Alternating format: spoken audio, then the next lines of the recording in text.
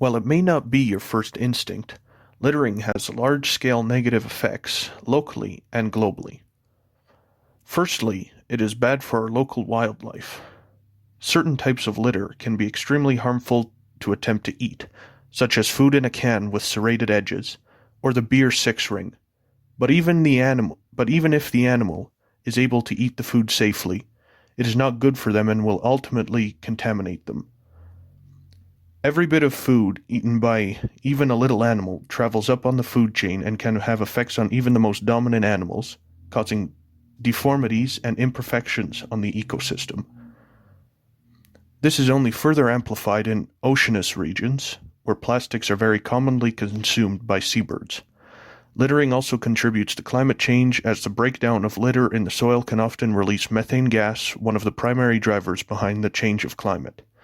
If all of this isn't enough, littering can also have negative effects on us humans. It is expensive to clean up by government authorities, reduces the value of land and general beauty of the environment. It may also harm us, such as harmful fumes or dangerous garbage such as glass. The negative effects of climate change are far-reaching and global, but we would like to highlight the story of Lake Chilwa.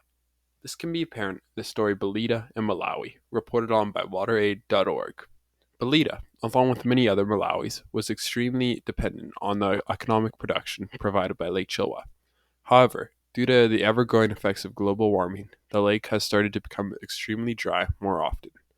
This in turn has led to displacement of several jobs within the area, including that of fishermen, lake porters, or as Belida is, a food vendor for local fishermen.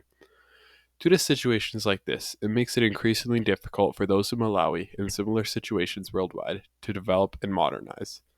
Through stories like these, we can see how the actions of those like us here at our school, we may directly be affecting those worldwide. A lot of people, they hear about an issue, but as it never really affects them, well, who cares, right?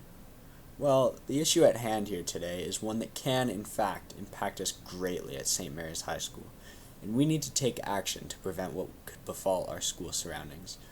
Littering things like single-use plastics could very well destroy the surrounding environment, natural beauty, and wildlife that surround St. Mary's.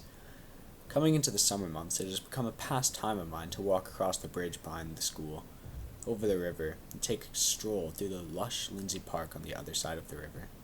Surely, many other students and city-goers enjoy the tranquil green park.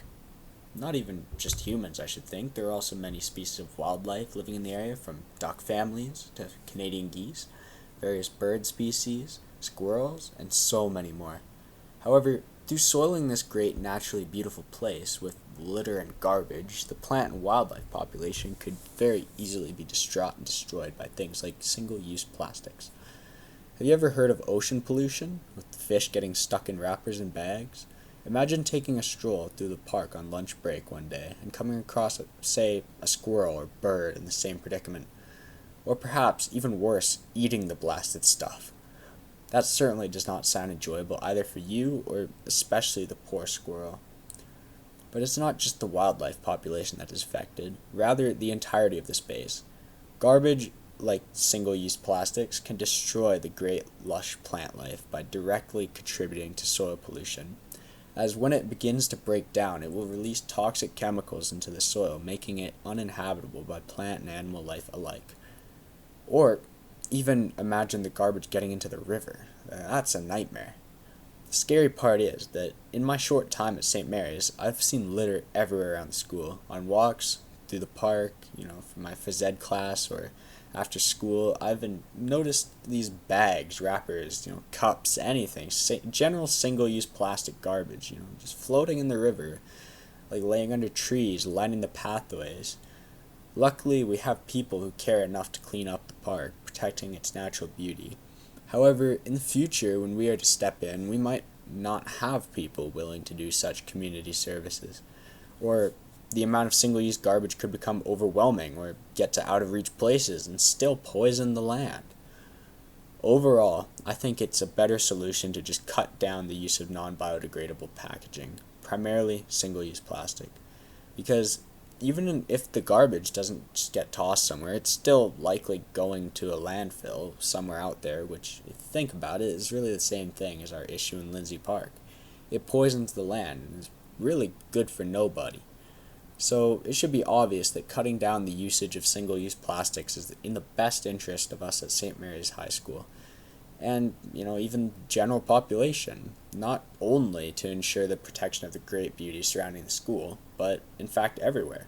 Because who in their right mind would choose to live in filth? 3 million liters.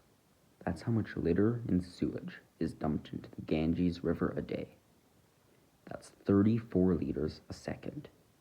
This river in India supplies over 400 million people with water for drinking, farming, and construction. And what's more is most of these people call the river sacred. Bathe in it. Is this really safe? Is it healthy? The harsh reality is, it's the only option. In less developed nations, they lack sophisticated waste disposal options. It will pile up in their villages if not sent down the rivers. So that's why they choose that option. But 11,000 kilometers away, how is it relevant to us? We have facilities right here in Calgary. But what good are they if we don't use them? Humans are built on efficiency. And for us, that means saying, why waste time just to throw away this one piece of litter? This is the excuse we make up. But is it really just one if everyone does it? This problem is global. Everyone feels it.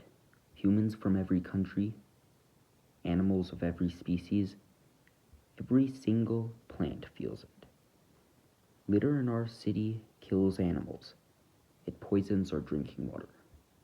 We're killing ourselves and our world. So what is the solution? This is not a one-man job. Everyone has a role to play in this. President Theodore Roosevelt famously once said, "Do what you can with what you have where you are." Here in Calgary, we have the resources to make a huge difference. Take the time to throw your litter in the garbage. The miniature time spent is worth the destruction prevented. Hold the government accountable. Help them to take action and make it easier for us to help. More garbage cans, city cleanups, more efficient disposal. Reduce waste produced by companies by implementing regulations. Take some time to make a difference. Save your future. Save everyone's future.